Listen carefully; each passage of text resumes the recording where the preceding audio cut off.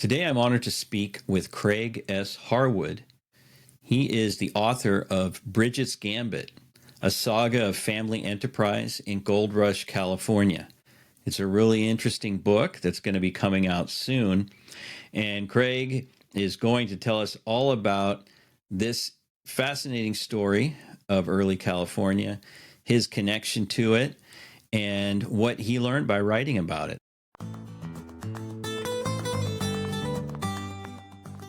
Can you tell us a little bit about yourself? Yeah, I'm an engineering geologist by profession, and I've been doing geology for about 35 years, centered kind of in central California, the coastal area. And as a hobby, I've always loved history, researching history and writing about history. So it's been something on the side I've always entertained myself with. And I'm also a descendant of the main character of the book, Bridget Evoy.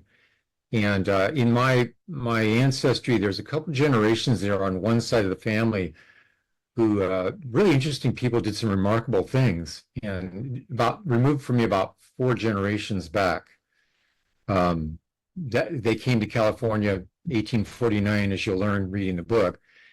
And so my family have been here ever since then, which is kind of cool. And my interest in this particular in writing this book was more not so much about the fact that they're my ancestors, that's probably hard to believe, but I'm just so fascinated by history and California history, and these people did some pretty remarkable things. They got caught up in important events in California history. They mixed with a lot of the movers and shakers in the mid-19th century in California. So it was just a natural thing for me to want to do, given my interests.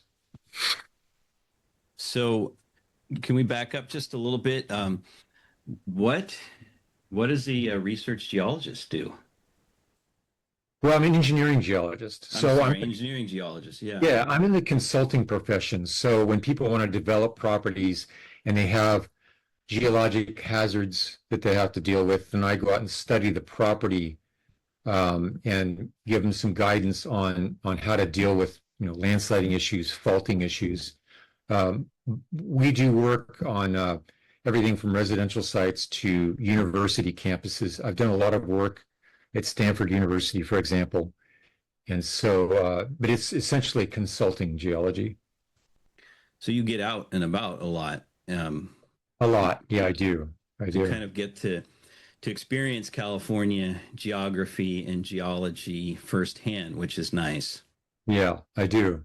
What's ironic and kind of funny is that a lot of some of the places that are important in this story are in the Bay Area region and other parts of Central California, and I often do work around these areas. So I can visit some of these locations, former ranch sites, former property sites, and which was very helpful in my research to sort of get the setting. And I'm familiar with the geography, which was very helpful. Yeah, I think that comes across in the book, which I think is great. And I think that's one of the things that with California history, at least those of us who live here, we feel tied, and probably people who left here as well, they feel tied to that geography and that landscape. And so what occurs in the historical scenes is sort of tied to the geography of California, and which gives it its character. Um, but I didn't know that I don't think I had caught that you were a descendant of the main character. So could you talk a little bit about Bridget Evoy, and am I pronouncing that correctly? Evoy, yeah, close enough. Evoy. Yeah. Yeah, could you tell us a little bit about her family trajectory? I know she starts out in Ireland, right? And That's right. yeah, can you tell us a little bit about that? What sort of made her come from the old sod to California? Well, yeah, she was born in Ireland in 1791 to a working class rural Irish family.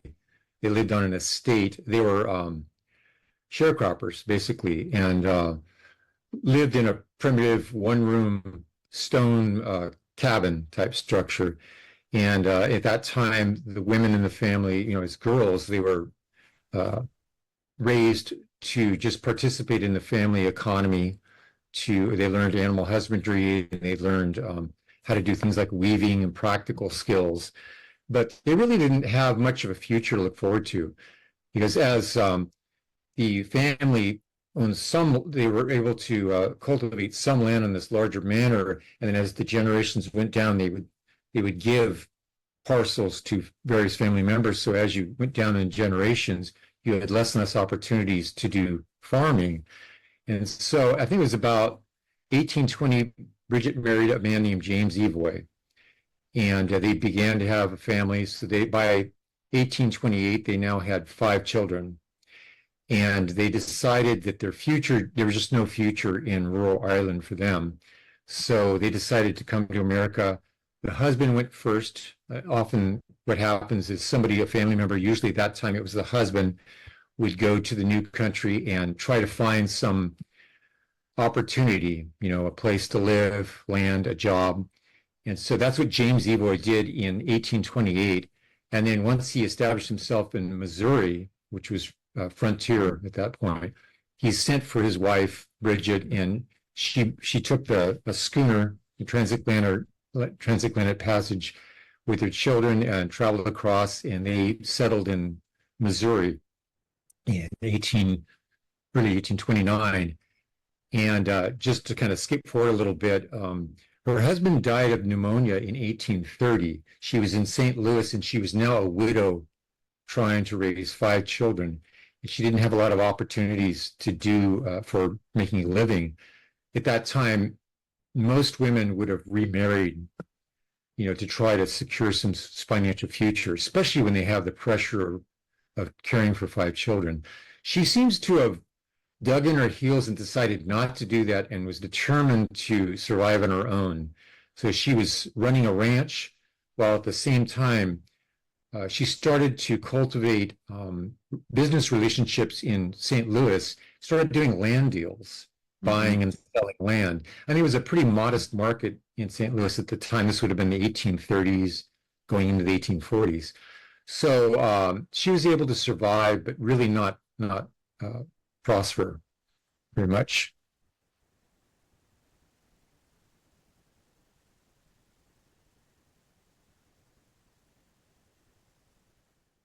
Damien, I can't hear you right now. Oh yeah, I Oh, I so, need to unmute myself. oh, that, sorry. that helps. Yeah.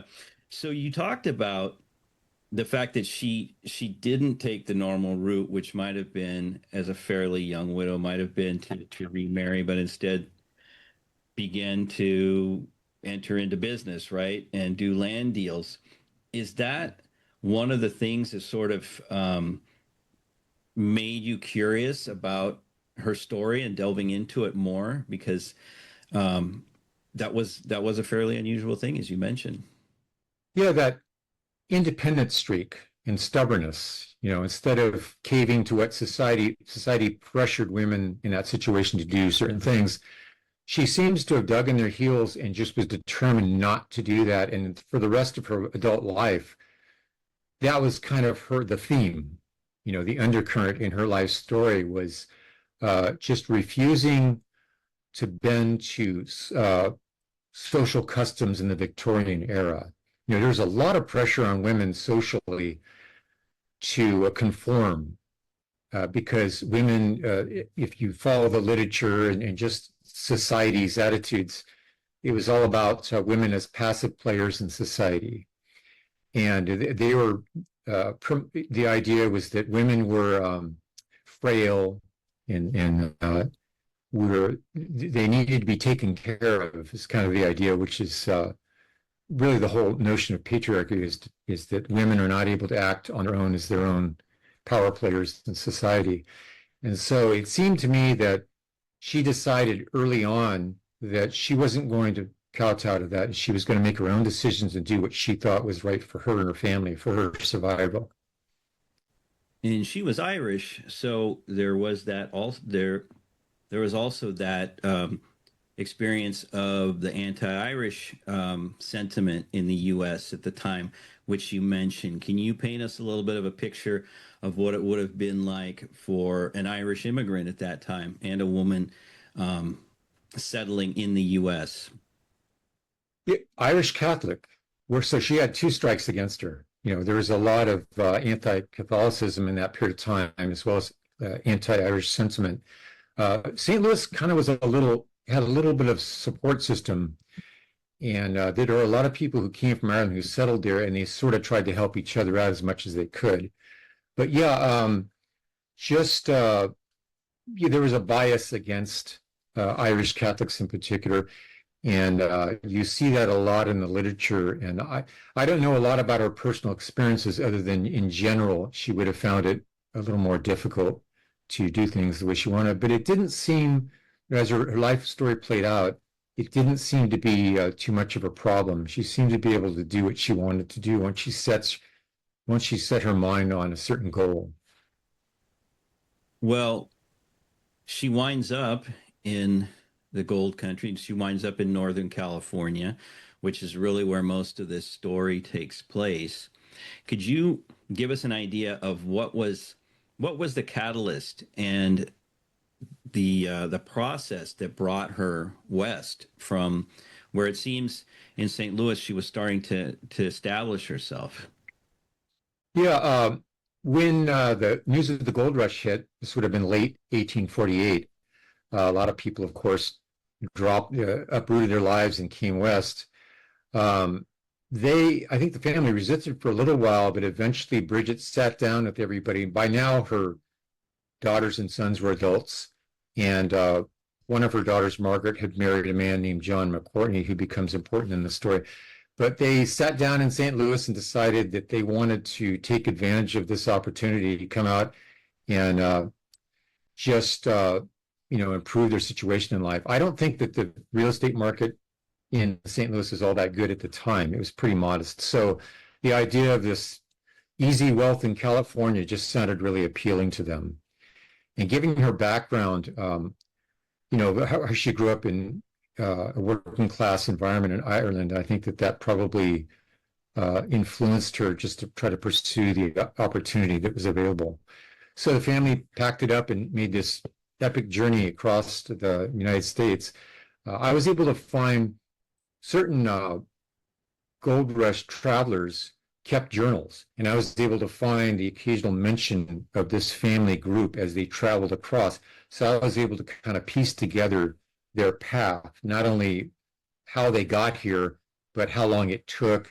And also because I was able to read, I was able to find out there are certain people who kept journals who traveled within a day or two of her group, camped with them sometimes. And so I was able to figure out kind of the situations they dealt with as they made this overland journey, which is really fascinating, especially when they tried to cross the Sierras. They were really late in the season. This was November, and everybody was desperate to get over the Sierras before the winter set in. And this was only 2 years after the Donner Party tragedy. So everybody who was stuck in the Basin and Range, say in September of 1849, were starting to think about, are we going to be able to cross the Sierras before the winter sets in? Because we sure don't want to suffer that fate.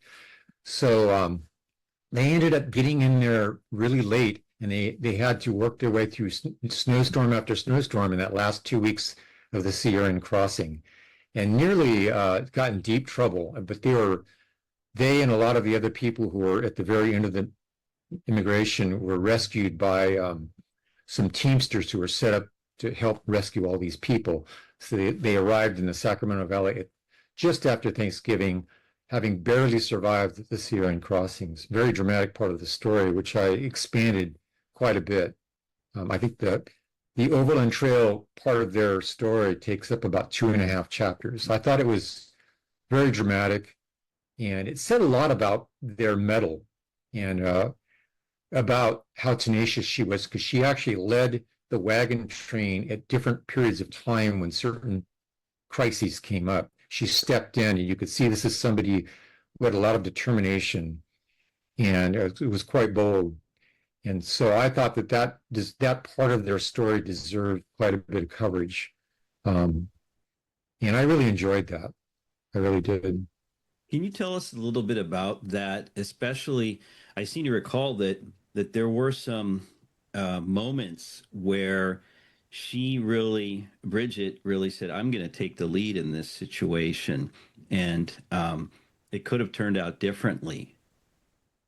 Yeah, one example was when they decided to go to Salt Lake City, which was a major diversion from the main California Trail. They needed to their oxen were getting weak. They were running low on supplies. So they decided to take this side route to Salt Lake City, and they encamped there for about a week. And the group decided to split up. Some people wanted to take the southern route, which sort of headed toward Death Valley. And Bridget had heard through rumor that there were some folks in the southern area just south of Salt Lake City who were hostile, and there was a possibility it could be dangerous if they went that direction. So Bridget decided, she announced to the group that she was going to take the northern route, and anybody who wanted could follow her. And so there was a difference of opinion. Half the group went south and half the group went north with Bridget, and she literally led the group to the north along the Salt Lake cutoff. Well, it turns out years later she met a man who was part of that southern group who headed to the south, and I guess the group were massacred by men who were, from what I understand, dressed as Indians. And this one man was the only one who survived, so later he told her this harrowing story. So they narrowly escaped that whole situation. And then as they traveled across further heading to the Sierras, they took the Lassen Trail route, which went to the north. It wasn't the traditional trail like the Truckee and the Carson Pass trails. So on the Lassen Trail, they got up into a really rugged area. They took a fork in the trail and weren't sure which way to go. And so it led to they spent all day long going in this direction, and it ended up into a box canyon, and they couldn't go any further. So Bridget stepped forward and just gave everybody kind of a talk and said, look, let's just turn around, go back to the main trail where we started at that same fork, and then take the other direction. And by the time they got back there, they ran into a military group had been sent because they'd heard they were late in arriving at Lassen's Pass. So those are two examples of her taking some leadership when things got really difficult.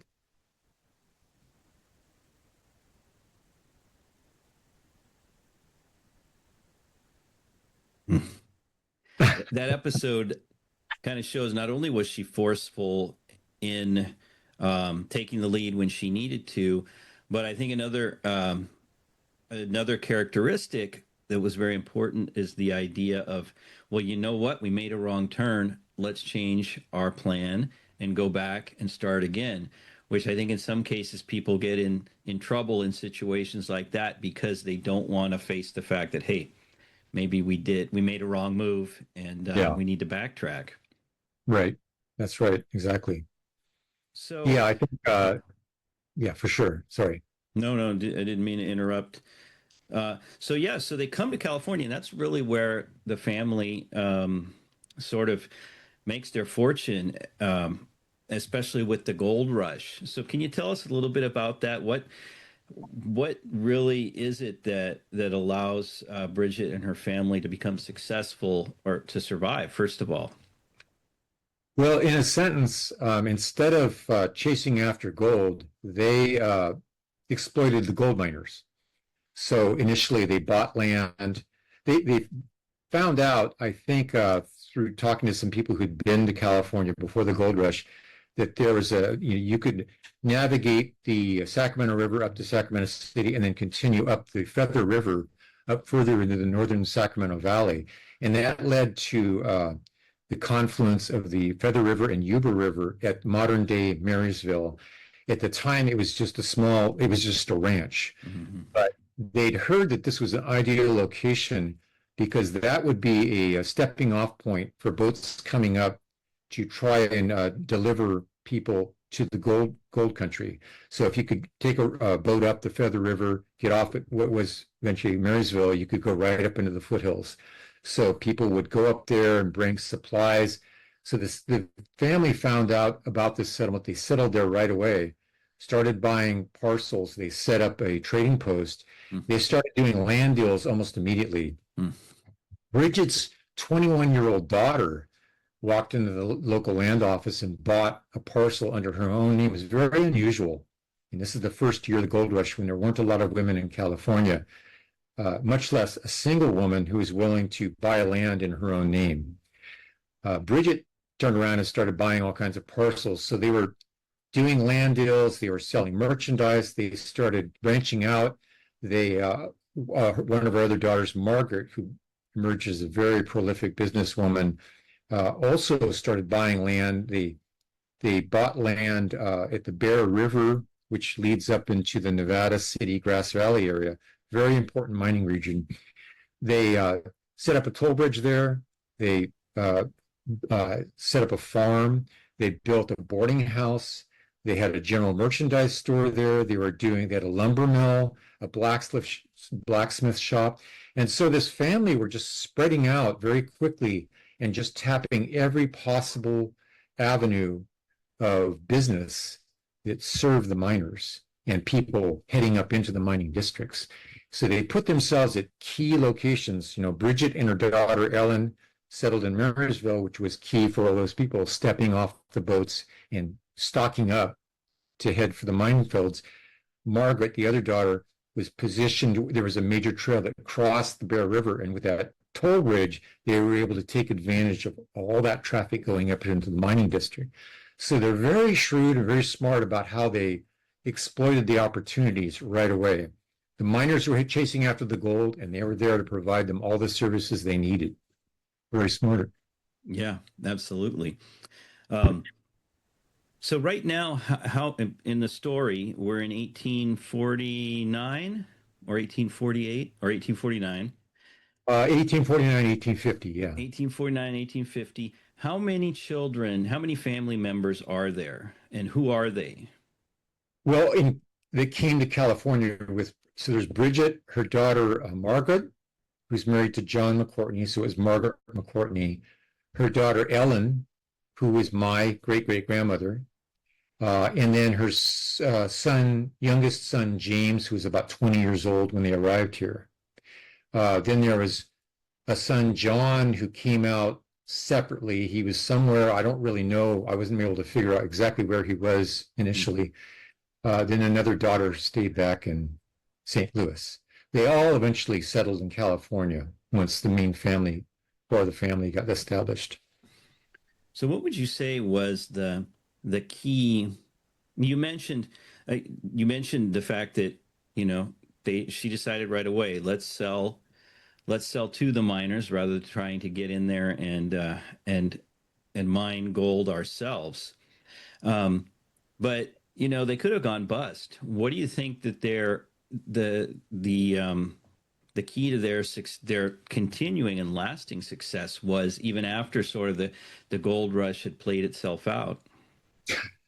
Bridget, all three of the daughters, Bridget, Ellen, and Margaret, were very keen on keeping their ear to the ground on changing situations.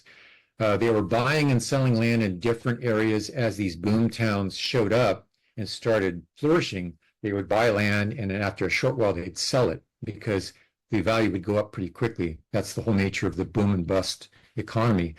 So they were very prescient about how they would look a couple of steps ahead, kind of anticipate where the next opportunity was, and then they would start moving in that direction. But they had their hands in a lot of pies, it seemed, all three of the daughters. They didn't seem to be in any way intimidated by their status being women, acting as independent business people in a distinctly masculine setting in a Victorian era.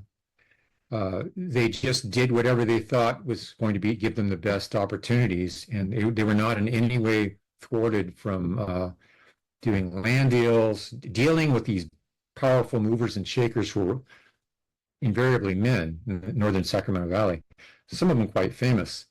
They just did their business deals with them. And yeah, it's pretty remarkable. I was really struck by just this attitude of not even thinking about societal attitudes toward women. They just did whatever they felt was necessary, and they didn't seem to be thwarted by it at all.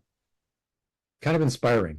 Yeah, it is. And one of the things that's inspiring about it, which you depict pretty well, is we're not only dealing with a society where they're women and surrounded by men, but it's a dangerous place, right? And could you tell us a little bit about some of the inherent dangers of setting up shop in, the northern Sacramento Valley in 1850? Yeah, there was a lot of violence. You had vigilante committees running around and executing, exacting punishment just on a whim. You had a lot of questionable characters. The mining region would attract a lot of questionable characters, just the nature of it. So they would run boarding houses, for example, and they'd have these people sleeping in the same place they're living in. So they had to trust the people. They also had to be tough. They had to have a tough exterior, because I think that the men would probably react to that differently than if they were timid. And I think that Bridget, I can imagine her as a very no-nonsense person who would put somebody in their place pretty quick. And I don't think a lot of people tried things with her. There is a side story a little bit later on. It happened in about 1853, where a man tried to rob her of her. She was traveling with some gold dust, and he tried to rob her of that, took advantage of her, and he paid the price for that. He was caught, and the local sheriff believed her story, and he was put in prison. She retrieved all her gold. But yeah, I think you have to be, as a woman in that period of time, you had to walk into these situations with an attitude, and people would, the men would react to you a little bit differently if you did. The best way I could describe it. They eventually, and maybe I'm skipping ahead a little bit, but they eventually wind up in the Bay Area in, what is today Oakland. How did that come about, and what was it that led them to move up there? I'm not sure exactly what the background was on the decision, but Bridget did own property both in San Francisco and at Santa Clara. And she may have come to the Bay Area on business, and the East Bay Area at the time, this is about 1853, was starting to grow a little bit. People were starting to see the East Bay Area as this land of promise where you could get land, you could range cattle, you could grow grain crops. And so some people were turning away from the gold region and starting to focus their attention on that potential in the East Bay Area.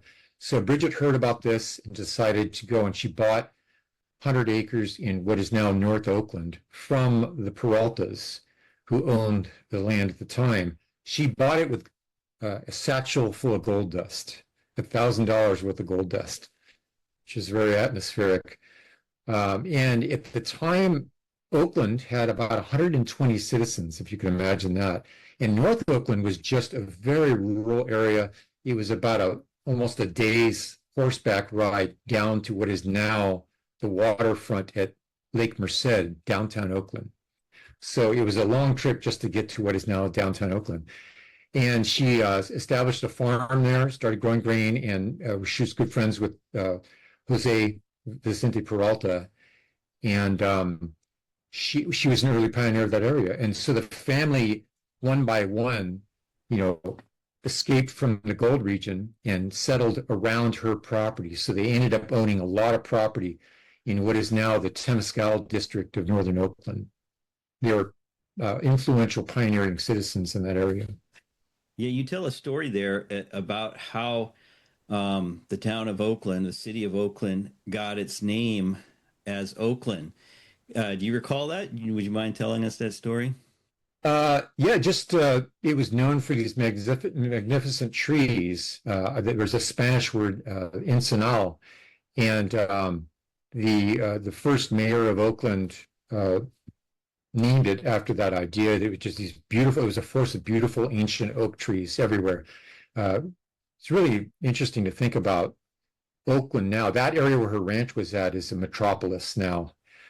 And at the time, it was just this pastoral setting with beautiful oak trees everywhere and farms and really huge, very large tracts of land. All farms were, and just the occasional homestead spread out by probably half a mile apart, something like that. And the roads, Telegraph Avenue was just a dirt road, and so was San Pablo Avenue, a rutted dirt road that you took your spring wagon down if you wanted to go into the village of Oakland. It was going to be a long, long trip down there to get supplies and whatever.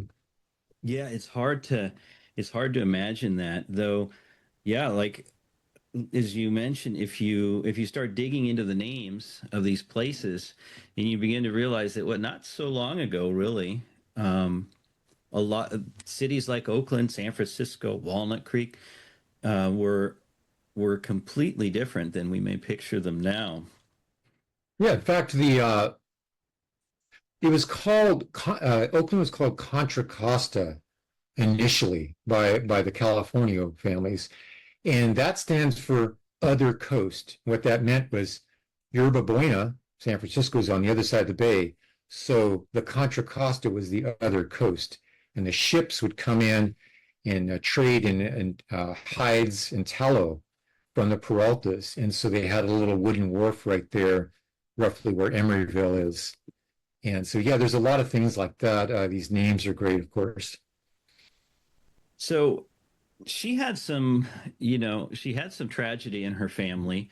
Um, she lost one of her sons, correct? Can you talk a That's little right. bit about that and how she dealt with that tragedy in particular, but with others also? Yeah, well, she lost her husband, shortly after Right. arriving in America, and so her reaction to that was she decided that she was determined to survive on her own. When she got to California, somewhere around 1850, her youngest son James, who was about 20, got involved in a quartz mining operation up in the foothills, not far from Marysville. The women stayed in Marysville running their trading post and doing land deals. And James got involved in the mining operation. He was riding down into the settlements to get some blasting powder and was ambushed by a few Native Americans, it's believed, and was killed.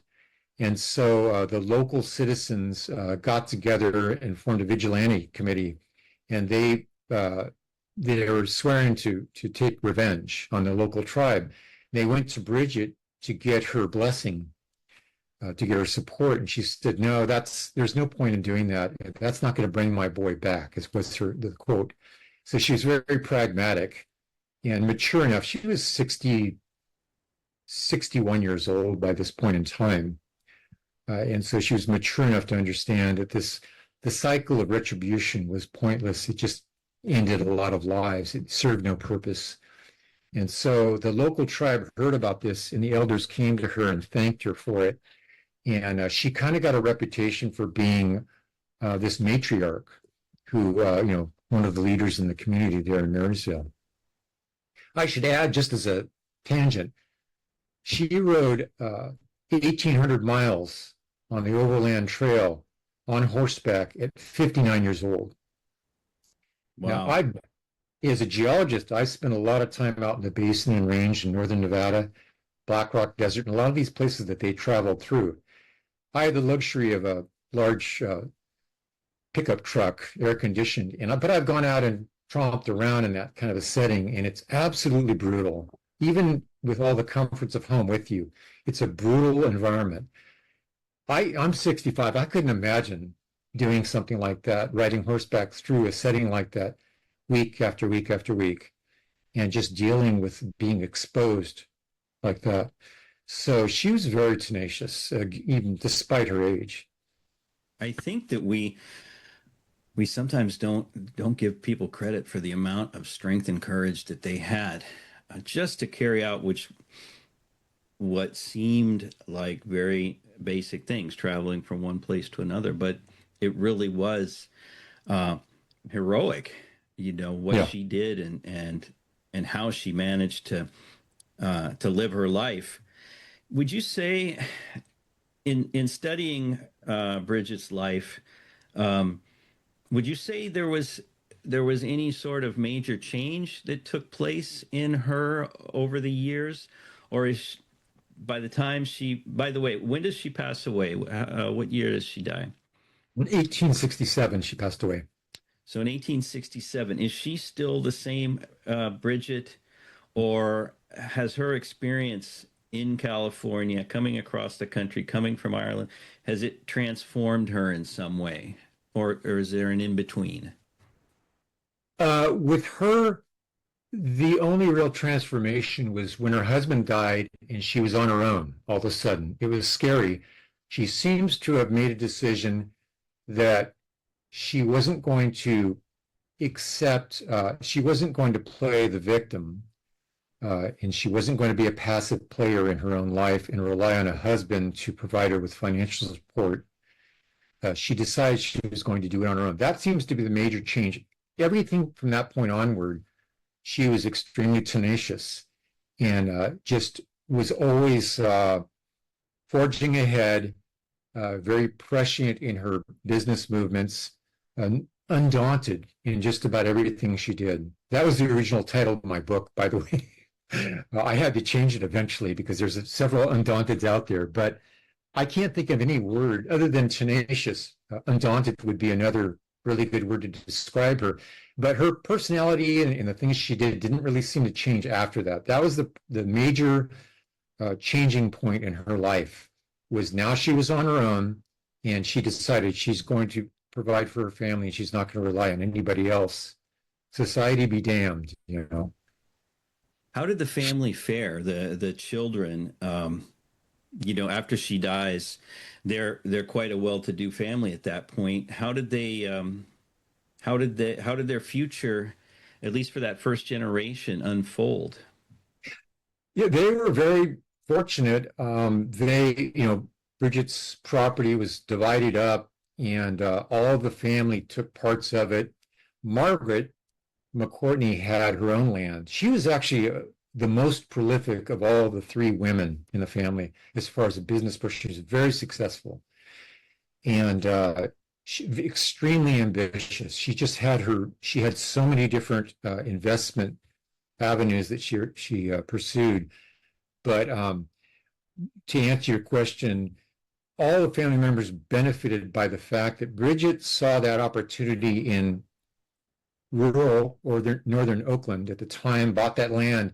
And because she saw the location as being very important, and she tried to promote the idea of getting a transportation system running through that part of Oakland.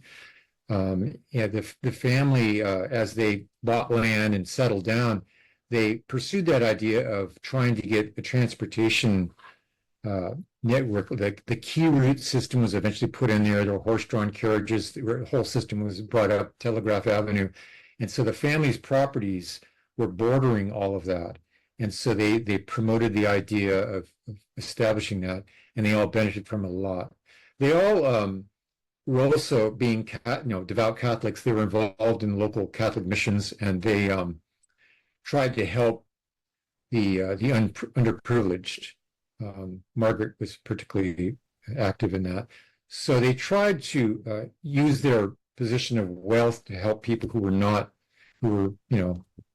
struggling in society. And I think that goes back to Bridget's upbringing in Ireland, really, being brought up as essentially a peasant, and that hard life that they had, the hard life that her whole family knew for generations. Now you mentioned their Catholic faith, and it's sort of a thread that goes through the whole book, even though it's not a dominant theme. What would you say was the effect of that faith on Bridget, on the family? And you mentioned in the book that she has connections to the sort of the nascent Catholic hierarchy in the West Coast in the middle of the 19th century. Yeah, I think that it did play an important role in their ability to push through adversity. They are, I'm not a person of faith myself, but they were extremely religious. And I think that they prayed a lot and they turned to their faith to help them through tough times. Even though there was obviously this tenacious streak that ran down that line of women, there's no question about that. There's a lot of evidence for that throughout the whole story. But I think if you would go step in a time machine and go back and talk to these women, they probably would take less credit for themselves and would credit their ability to survive through their faith. I'm certain of that. What about your own family? Was there lore or family recollections of this story that you received, or was it mostly from original research you did? Uh, Good question. Yeah, as I was growing up, these family stories were passed on to myself, my brother, and my sister through oral family tradition. So I'd heard anecdotes about Bridget, about her daughters, her grandson, and other family members, and I was fascinated by this. And there have been authors who have said in various journal articles and newspaper articles, "Gosh, this is a great this two or three generations of this family are just really fascinating, and it's worthy of a great book." And you'd see that comment made over and over again. And I would see that as I was growing up, got my college education, and eventually in geology, you do a lot of research, you do a lot of writing. And so I was in the right position to finally, that I figured that story wasn't going to write itself. Somebody's going to have to get in there, research, and do it. But the fact that I had the family oral tradition myself, I had access to that, I could kind of fill in and I knew sort of where the story leads. And I just used research to fill in where it needed to be done and piece the whole story together. So it was very much a detective story, but it was really great to have the family oral tradition as some kind of a starting point. Where did you where did you start when you wanted to write this story? How did you begin? Uh, I started doing some research just to, boring public records to kind of fill in the framework. And then about 4 or 5 years ago, we go visit the Sierras a couple times a year, spend a lot of time up there. And I loved when I was up there, that atmosphere lent itself to thinking about the 1800s and what it would be like to be, pioneering citizen and be involved in the gold rush and all of that.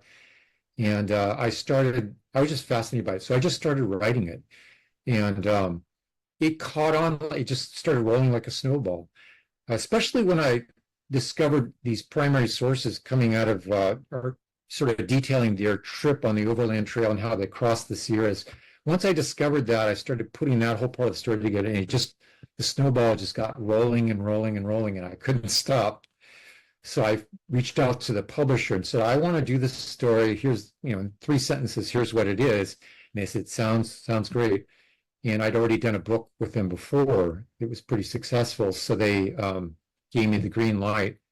And I finished it. I guess it was about almost 2 years it took me from the time I approached them and got tacit approval to the time it was finally accepted by them for publication. That whole time I was moving it along and writing it more and more, and just trying to work on drawing the reader in and keeping them wanting to turn those pages. That's probably the most difficult thing for a writer, the most challenging thing.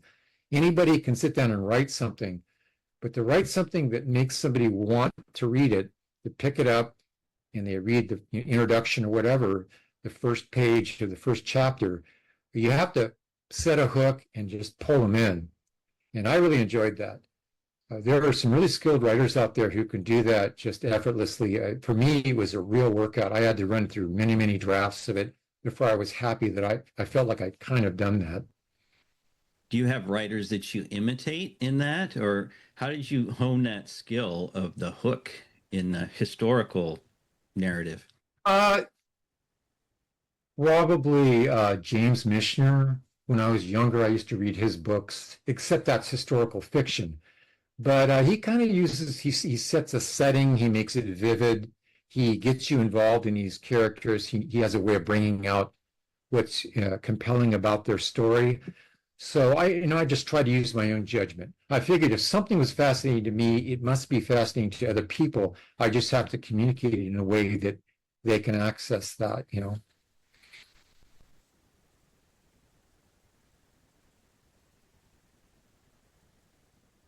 So you mentioned you wrote another book. Tell us a little bit about that book. And having written a previous book, did it make writing this one easier? Yeah, it did make it easier. The first book was Quest for Flight. It's a biography about John J. Montgomery, who was Bridget's grandson, by the way. I see a And theme. yeah, he was an aviation pioneer back in the 1880s, extending up to about 1910. And he predated the Wright brothers.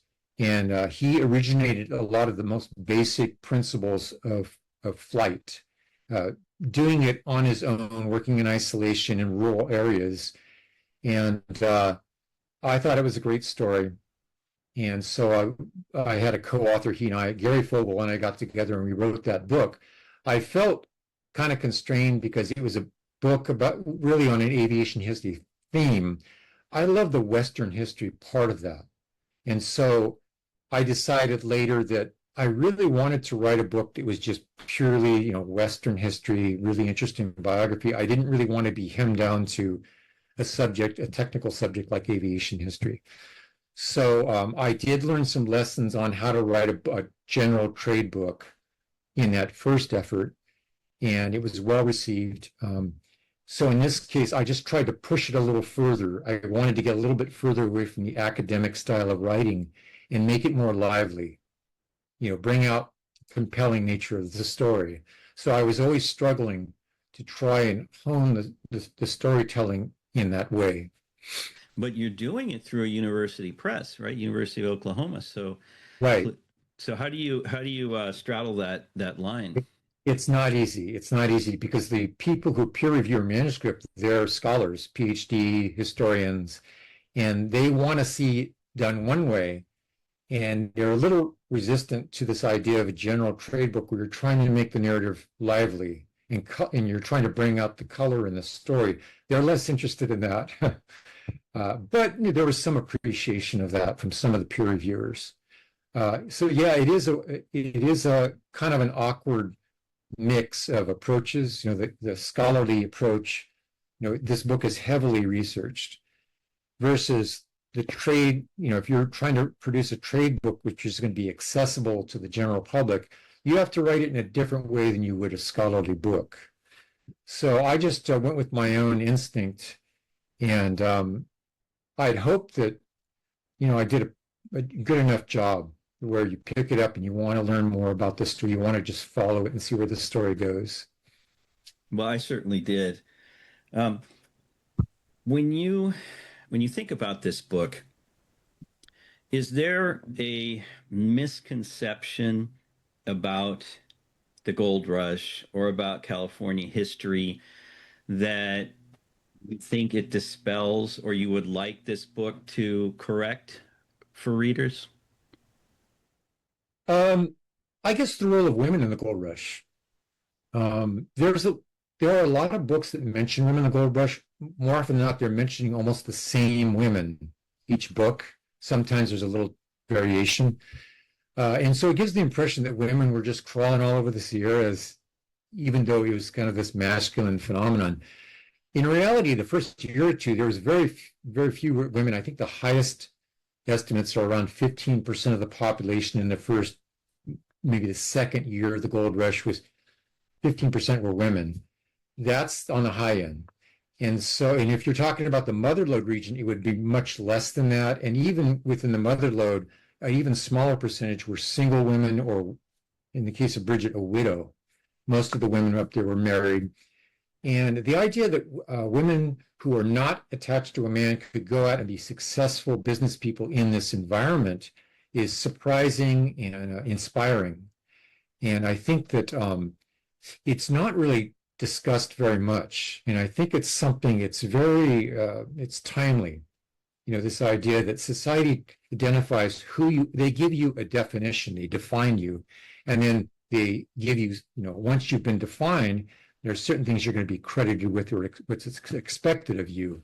And these women seem to just blow off the idea of being defined, and they did whatever they thought was appropriate and just defied the social norms. And I'm particularly amused by the idea that women were seen as weak and frail. These women were as tenacious as any man, more so than most, I would say. Even in the rough and tumble world of the gold rush, these women were forces to contend with. And I love that idea of the story. To me, that's both inspiring. I'm kind of amused by it too. When you think about how society was telling women, here's who you are, here's what you can't do. You're going to have to rely on the men in your life to do these things, to engage in business, to engage in your legal, the legal aspect of your business and all that. I just love the fact they defied all that, and it seemed to be with ease. Well, you mentioned, I'm just going to go down a little side road here. In 1852, I believe it was, in California, they passed a law that fundamentally changes the way women can transact business, which actually aligns it more with the earlier Spanish-Mexican laws in the territory. And can you describe that a little bit and tell us about how the Evoy family women took advantage of that change in the laws? Yes, primarily Margaret, who was married, began to do, she entered into contracts on her own. That law, that was one of the things that came out of that law, is it allowed women to act as their own, act in their own self-interest in business transactions, entering into contracts, in legal, like lawsuits and things like that. So even though Margaret was married, she was an independent businesswoman, and she had all kinds of land deals going on, all kinds of entrepreneurial efforts going on, but she did it all in her name. And usually you see these landowner maps of the period, it would mention her, not her and her husband, just her. The property would be in her name, or business would be in her name, or she'd bring suit against somebody in her name. So she took full advantage of it, which I thought was really interesting. Very prolific and very successful businesswoman. Did this inspire you for any further projects? Are you working on something else right now, or are you taking a break? I'm taking a break. The book has just been put up for pre-order, and so I have some work ahead of me to promote it and give talks and do interviews and things. So I think that's where my energy is focused. I also have a full-time job, which is as a geologist. So, I'm not selling books for a living. I'm doing geology. So this is, for me, it's fun, it's a hobby, and I love it. So I don't have any particular plans. Doing a book like this that's well researched, it's exhausting. It takes a lot, especially if you go through university press. They expect a lot of you. And so I found just the process of getting the manuscript accepted for publication was a real workout. It took over a year and a half. So I don't know if I'm up for it anytime soon. I think I'm just going to enjoy sharing this book with the public and do talks like I've done before and do interviews and things. And I really enjoy that. All right. So Bridget's Gambit, a saga of family enterprise in Gold Rush, California, by Craig S. Harwood, University of Oklahoma Press. And you said it's available for pre-order now? Yeah. Yeah, available for pre-order, and then it's actually released February 10th. Oh, okay. Done pretty well so far. A lot of people have been ordering it, which is nice because it enables Amazon then to start cross-promoting, and it kind of builds up just the promotional campaign before the book is released.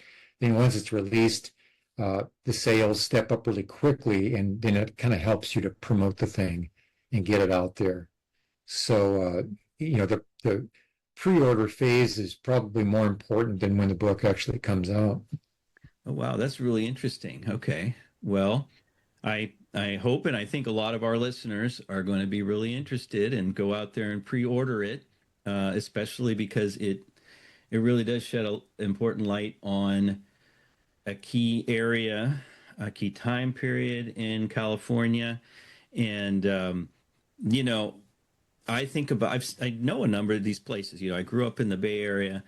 I live up in the Sacramento area now, and all these names of places that you mentioned that I've been to, and imagining what they were like is really fascinating. Especially when you think about a place like Marysville that is completely landlocked now, but was this important center for river traffic and commerce at one point. It's fascinating to see how the fate of that area changed when that ended. Yeah, it was one of the most, for the first few years of the gold rush, Marysville was one of the most important cities in California. I think it was the third largest for a while. And it was strategically located at that confluence of the two rivers adjacent to the Mother Lode region up there, Grass Valley, Nevada City. That was a really important mining region. So Marysville was the gateway to that whole part of the Mother Lode. It was a crucial location. And I think the family, having had experience at St. Louis, which is a gateway to the west, saw it was very similar. So they saw that potential. That's why they settled there and put themselves in situations where they could really capitalize on the miners coming in. So extremely important location.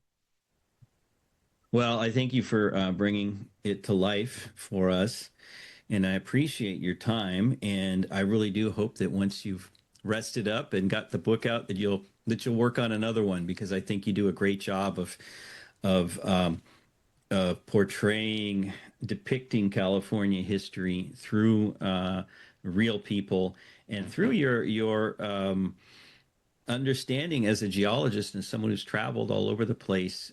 I think it's excellent, and it is a page turner, just like you were hoping. So thank you again, Oh, Craig. thank you. Thank you. Thank you, Damien. Thanks for having me.